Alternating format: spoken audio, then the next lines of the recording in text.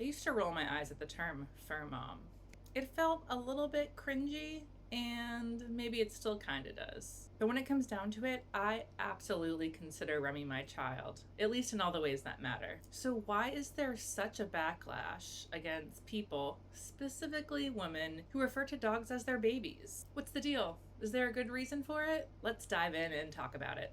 Some people argue that treating a dog like a baby is bad for the dog. These are the folks who you'll often hear saying, treat your dog like a dog. It's true that we do sometimes project human emotions and motivations onto our dogs, accusing them of being bratty, spoiled, or dramatic. These are human behaviors that don't really apply to dogs. Take all these dog shaming memes, for example. You've probably seen them online. A dog looks guilty sitting next to a trash can where the trash has been taken out and heaped all over the ground by the dog. And the caption says something like, I ate the garbage again. But here's the thing, dogs don't feel guilt the same way humans do. That guilty look you're seeing on the dog's face is actually stress. There's even a 2009 study that backs up this idea. I'll have a link to that study in the description below if you want to read more about it. And it concluded that a better description of the so-called guilty look is that it is a response to owner cues, rather than that it shows an appreciation of a misdeed. The dog sees you're upset and doesn't really know why, which makes them anxious. That's the guilty look you're seeing on the dog's face. Another way people anthropomorphize dogs is by misinterpreting that classic eye roll look. I can't tell you how many videos I've seen of a dog freezing and glancing sideways, only to be accused in the comments of being judgy or rude. Look at that butt. Look at that butt. Look at it. Look at that butt.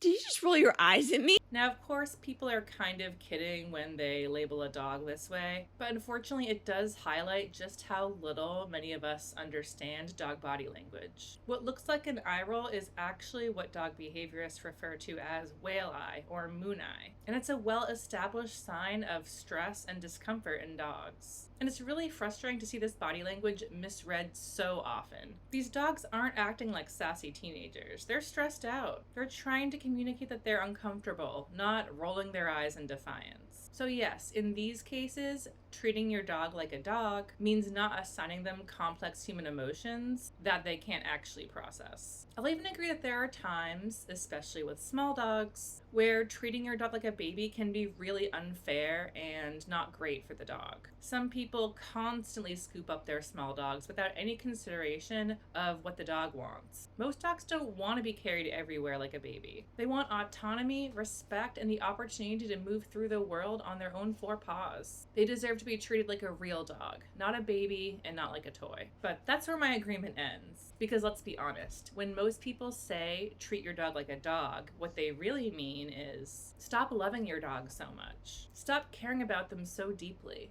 Stop being so emotionally attached to your dog. It's just an animal. And to me, that is a wild take. Usually these comments come from people who view dogs primarily as tools or property. They're meant to obey commands, not to be emotionally bonded with. But I believe dog training shouldn't be about domination or control. It's about communication, enrichment, meeting your dog's needs, and trust. It's something you do with your dog, not to your dog. Loving your dog deeply, caring about their well-being, and prioritizing their needs doesn't make you crazy. It makes you compassionate and a good dog parent. Having empathy for animals is not weird. It's a really good thing. I think some of the dog mom hate actually comes from just not understanding the context. Like, strollers are a great example. Yes, strollers are associated with babies, but they're also incredibly practical for senior dogs or small dogs that can't really handle long walks. Not everyone is physically capable of carrying their dog for blocks when the dog gets tired on a walk. Strollers help dogs and people safely enjoy the outdoors together. This makes perfect sense to me. It kind of reminds me of how I used to judge people who would have their toddlers on a leash. I used to think that was just so terrible and weird. But now I totally get it as I've seen some of my friends start to have kids. Some kids just love to bolt and take off any chance they can get. And outside in a busy, crowded area, that can be really dangerous. I actually really give props to people who put the safety of their children above their own personal ego. Do what you have to do to keep your child safe. No judgment here. And yet, in many corners of the dog world, there is this kind of lingering judgment. This implication that showing extreme passion and love towards your dog, empathizing with them, and trying to understand how they see the world, and helping them feel safer in it is somehow silly or even inappropriate. And that's why this whole argument of treating your dog like a dog starts to smack of misogyny. Because this kind of condemnation for choosing to love an animal so deeply is usually directed at women, not men.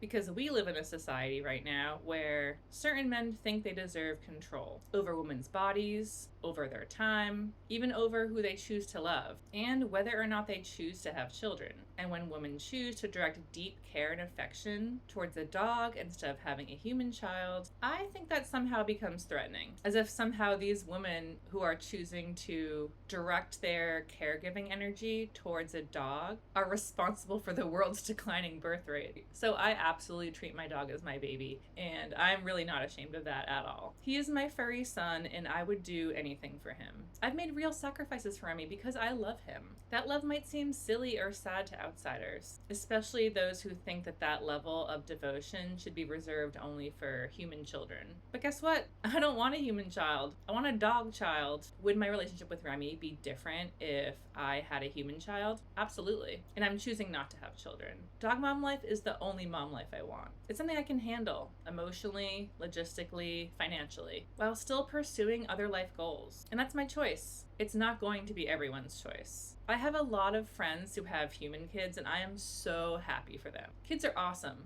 I absolutely love kids, and I love hanging out with them. But let's be honest, parenting expectations in the US are intense. A woman recently got arrested for letting her 12-year-old child walk to the convenience store down the street by themselves. That level of constant supervision, I know I'm not equipped for it. My anxiety just does not allow for that level of stress. But a furry four-legged child, that I can do. And I like to think I do it pretty well. But I guess you'd have to ask Remy about that.